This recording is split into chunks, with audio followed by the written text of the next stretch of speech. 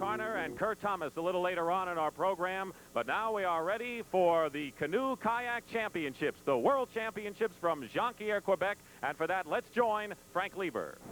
Thank you, Dick. We're located about 350 miles north of Montreal in the northern province of Quebec on the Rivière au Sablé. That's about the best I can do in my pidgin French. This is treacherous, and this is also the site of the 1979 World Whitewater Championships for canoe and kayak. Competitors from 21 countries, almost 400 of them on hand for this event, which is being staged outside of Europe for the very first time. This is Bob Alexander. Bob is a member of the U.S. team, has been in the sport for about 20 years. You might tell us how whitewater slalom works. Well, it's a course set on about 800 meters of rapids, moving whitewater, 30 gates set for the fastest kayak down the course. And there is a lot of power in that whitewater, as you can see, a lot of beauty and a lot of danger. What about this course, Bob? Well, the object is to go fast, and you've got to use the water to help you out, and that water is really important. Takes a lot of, whoops, look out. That can happen to you. What happens in that case? Well, you're not disqualified. Instead, you just have to roll up. The only time you can get disqualified is if you do fall out. That's an Eskimo roll, huh? Absolutely. Now, how about the gates? There are different types of gates. Well, the object is to run the gates clean. In other words, you don't want to hit those poles. You get penalized for hitting the poles. You've got a gate like this one, which is an upstream. You touch one pole, you get a penalty. You notice the green pole is always on your right and the red pole always on your left. You've got a reverse gate, which is another type of gate on the course, where you've got to go through backwards. And then you've got a forward gate, which is usually the most common gate on the course. How about penalty seconds? Well, it's 10 seconds, which is what he just did there, that 10 seconds from hitting one pole. You get 10 seconds for each pole you touch, and you get 50 seconds for missing a gate completely or going through in the wrong direction. As we said, there's elements of danger. How about the man in the frogman suit there? That man in the frogman suit's there to help you out in case you go for a swim. Going for a swim having fallen out of your boat, obviously. The wetsuit keeps him warm because the water is generally pretty cold. And this is a demonstration of what can happen to you and the type of help you can get. Notice the rope attaching him to the shoreline. That rope is to help the frogman out once he's got a hold of you, because the water is so powerful that you just can't swim in it. Just no way. So keep in mind, once again, the object of the game is get down the course as fast as you can, get through the gates, and stay dry if you can. And that's a very, very big chore indeed. Canoes and kayaks. There are 8 different categories here. Competitors from all over the world involved. In this, the finals in the C2, the Canoe 2 competition, the West German national championship team, Dieter Welsing and Peter Soprania, and they are tough. They're the tops. They've just won the World Championships. This is a repeat of their run, and you can see they just work together so well. They've lived together. They've trained together. They've been in a boat for 7.5 years training, and it shows. You can see the power that they put on that boat, and the timing is so good. Now they're going back upstream again. All right, there's one of those upstream gates. This is a really tough upstream gate. That current in the eddy is just moving in all different directions, literally, and it makes it really hard to get that gate clean without hitting any poles. What about the basic differences between canoe and kayak racing? Well, in a canoe, you're kneeling. You're sitting up much higher in the boat because you're kneeling. You're using one blade. These fellows, as you can see, are using just one blade. In the kayak, you're sitting with your legs out in front of you, and you're using 2 blades. What are they wearing around their waist there? That's called a spray deck or a spray skirt, and that's to keep the water out of the boat. If you didn't paddle with one of those, you'd sink easily by the time you got to about gate 5 on a course like this. The East Germans and the Czechs have dominated this, but the Americans now coming on strong here in recent years. That's because the Americans are young. There's a new crop of Americans that just don't believe the East Germans are going to hang around forever, and the Czechs are going to be good forever, and they're really working, and they're really working hard, dedicating full seasons to just training. The winning run in Canoe 2 with the West German national champions Dieter Welsing and Peter Soprania, and we will be back with more of the 1979 World Canoe and Kayak Championships from Jonquiere, Quebec, in just a moment.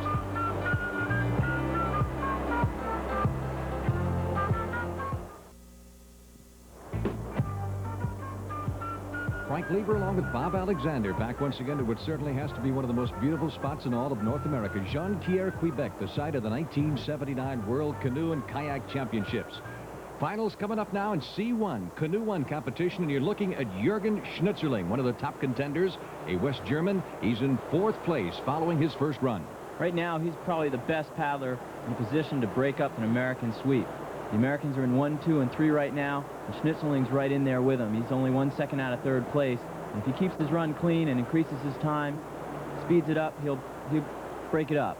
He needs to beat a time of 2:38.49 seconds. That's accumulated time down the course plus the penalty seconds. This man, the 1978 Europa Cup champion, he's really into the Whitewater now. He's still running clean, and he's running well. He can keep that time going, keep his speed up, not waste any time anywhere. He can keep right in there and possibly break up that sweep. Americans doing beautifully in this event so far. Their best showing ever. And back to the starting line now. You're looking at Bob Robinson. Bob is a 17-year-old high school senior from Fairfax, Virginia. He is third following the first run, in good position. And 2 years ago in Austria in the World Championships, he finished fourth at the tender age of 15. They start him young in this sport. Pretty incredible, isn't it? Well, Bobby's really been working hard. He's been training hard. He trains with the other two fellows that are paddling C1, and he's good. With this type of paddling, you can see why there's a good chance we may just sweep this class. This course is fairly calm till you get to about this point. Then it gets a little rough. Just about the time you begin to get tired and you feel, God, I could really use a rest. These guys are just getting tired out. That's when the river gets tough, and that's when the course gets even tougher. Well, he's fairly... Oh, he was clean to that point. Well, that penalty could hurt. Could easily lose that first place bid with that penalty. He's just got to increase that speed now, get that time down even further to move up.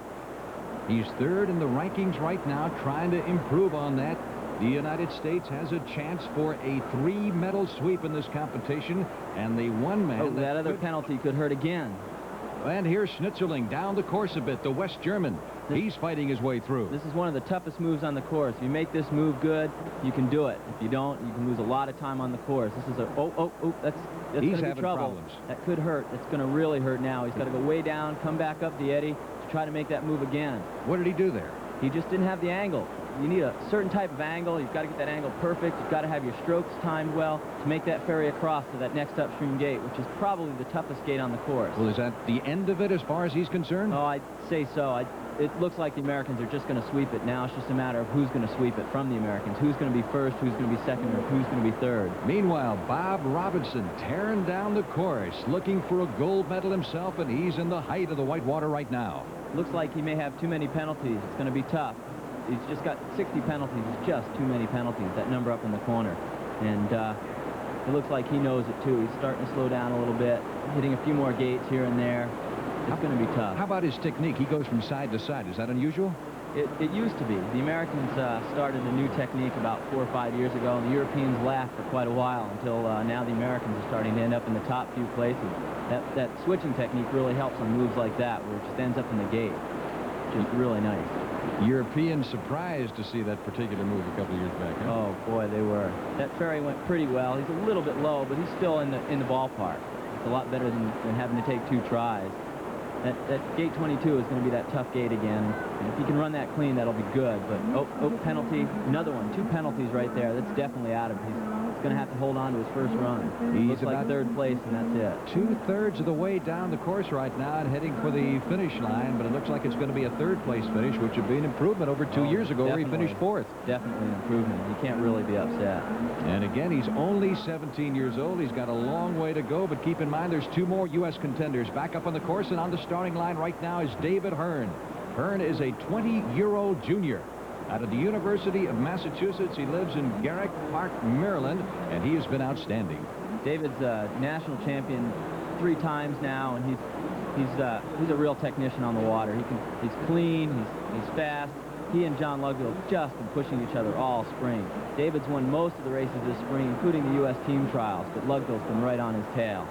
Now, he was second at the end of the first run, so he has a chance for the gold medal if he can stay clean and move down that course like he'd like to right now. He was clean on that first run, so he's got a really good run to fall back on. He's got nothing to lose. He's got to go for it all. His clean run, if you can keep it up now, he's doing well. Takes experience, takes balance, takes strength. You got to know a little bit about the physics of water, don't you? Oh, absolutely. That water, you've got to be able to read the water, figure out where the water's moving downstream, where it's not moving downstream, where it's actually moving upstream in the eddy. You've got to use that water to turn your boat. If you're sharp, you let the water do all the steering. You can use your power strokes, just like he's using here in this upstream, just to move your boat forward. And in that case, do the steering. He let the water do the moving for him. Exactly. When you let the water do the moving for you, you don't use much work, you save energy. Another good move on an upstream. That's one of David's top moves, these upstream gates. That's where the Americans have begun to excel in this class. In the last quarter century, no nation has bested the East Germans in this competition. They've been the leaders in the International Slalom World Championships. Listen to the crowd urging Hearn on. Another nice upstream move. This is a tough move. He's still got a clean run. He's looking. Oh, look out. I thought he was going over that time. Well, I think he had things under control, but not real well. He's strong. He's looking good going up this eddy, but he was low. It could cost him. It could cost him the race. Even without penalties, that's a lot of time wasted going up to that upstream. He's losing a little time here again, even though he was across. He lost some time in that hole. A lot of these teams arrived several weeks in advance for preparation. Now you're back at the starting line. You're looking at the young man we were talking about, 18-year-old John Lugbill, a freshman out of the University of Tampa. He is from Fairfax, Virginia, and he's noted for a very unorthodox style. Oh, absolutely. He's strong, he's muscular, he switches sides all the time. David Hearn down at the bottom end of the course right now, and he's very close to that finish line. One more gate to go. He's looking good. He's got a good time. Just what he's got for penalties is what's important now. His time is in there. It could be, well, he's slow. It's going to be tough. It looks like John Lugbill's just probably going to be there. We'll have to wait to see the official results, however. Here's Lugbill back in the course. Now, nice upstream. Nice upstream. He's got this move wired. He's just so smooth. Look at him go through that water. Nice move on that upstream across the river. He's really smooth. Just best move of the day. These fans out in force on the rocks on the hillside really enjoying this international competition. The first time that the World Championships have ever been held outside of Europe. That power. Watch John come out of this upstream. Just offside, smooth, powerful strokes even on his offside. That's really unorthodox. Europeans never used to do that. Americans are John's just pulled that out of the hat and really shown some nice moves. Looking more and more like a 1-2-3 American sweep, which has never happened before. How about the weight of these boats? These boats are really pretty light. You'd be amazed. They're most of them are under 20 pounds. A few of them even under 15 pounds. Not much weight to move around with your body. Talking about the dominance of the Americans in this event, what's made the difference here? Has it been coaching? Some coaching. The coaching has been well organized. These fellas are out every day. The coach is out with them every single day. These guys have pushed each other every day. They train together all the time, and so it's all the time. They don't intimidate each other. They just push each other, and they work together. They're not afraid of the water, not afraid of the Europeans. They really work together. Almost 40 Americans entered on this Whitewater team at Jonquiere, Quebec. This is sport which started an international competition back in 1949. And John Lugbill is headed toward the finish line and looking more and more like a gold medal winner. That's really super. God, this sweep is just phenomenal. It's the first sweep ever in this class and the first sweep by U.S. boats in such a competitive class. This has got to be a great moment in whitewater racing for the United States team, which has worked long and hard for this day to come in Jonquiere, Quebec, and it looks like it's going to be a most successful one. Absolutely. These guys are just super. They're really looking good. It looks like it's going to be official now. He has just the one penalty, the 10-second penalty in the upper left-hand side of the screen. And he is heading toward that finish line and heading toward the gold. It's now official. The final results in the canoe singles, a 1-2-3 American finish. John Lugbill, David Hearn, and Bob Robison. And a happy John Lugbill crosses the finish line, and we'll be back with more from Jonquiere in just a moment. Back on the Riviere au Sablé. Time now for finals in K1W, translated kayak one woman. And that one woman is Linda Harrison, a 23-year-old senior out of the University of Delaware from Newark, Delaware, and one of our tops. One of our best. She's won 4 out of the last 5 U.S. national championships. She was 3rd at the last World Championships. She's really got to go for #1 right now, and that's what she's trying to do. And she is fighting Kathy Hearn, who is well down on the course, and Kathy herself is in the fighting for the gold medal. Currently the #1 position held by Liz Sharman of Great Britain following the first run, and Kathy is trying to beat her time, and if she does, she could wind up with the gold medal, which would be her 3rd of this competition, something that no American has ever achieved. Had a little tough time getting through that gate. A little bit, but she's doing all right. She was 8th at the end of the first run. She was fast enough, definitely fast enough. She had the fastest run of the girls, but she had too many penalties. 60 penalties just put her out of the running. This run she's got going now is good. Even with a 10, she may still be fast enough if she keeps that time going. Kathy is a 21-year-old junior from Hampshire College. She's from Garrett Park, Maryland. Back in the course, Linda Harrison fighting her way down. Linda's looking good. She's looking smooth. She still has a clean run going on her way down into gate 12. She can do it. She's fast enough right now and still clean. Here comes the hard part of the course. Of course, it really separates people. Whether or not you're really good depends upon how well you do this move. How about the strength factor of the women in this particular race? There's a lot more technique, although it is a bit of a muscle course. Oh, that penalty is going to hurt. Oh, getting stuck there, getting stuck in that hole is going to really slow her down. That could cost it. That could do it right there. But there's so much room to make up. When you get down around gate 21 or 22, you can make it up.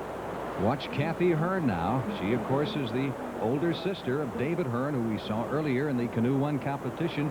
She's got a solid chance at that gold medal if she can finish this run, and she looks pretty good. I think she's going to do it. Oh, it's very close. She's done it. She has done it by a margin of 1/2 second.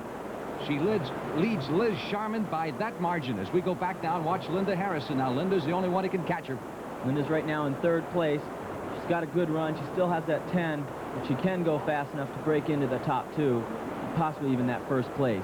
It all depends on what she does here in these last 2 gates. Our women's team as strong as our men's team? Just about. They're right in there. The other boat's right in there in the top 10 as well. She's heading down toward the finish line. Oh, that penalty's going to do it. There's just no way she can do it now. Hit that particular pole, and that was it. So it looks like it's going to be Kathy Hearn. Kathy is our champion.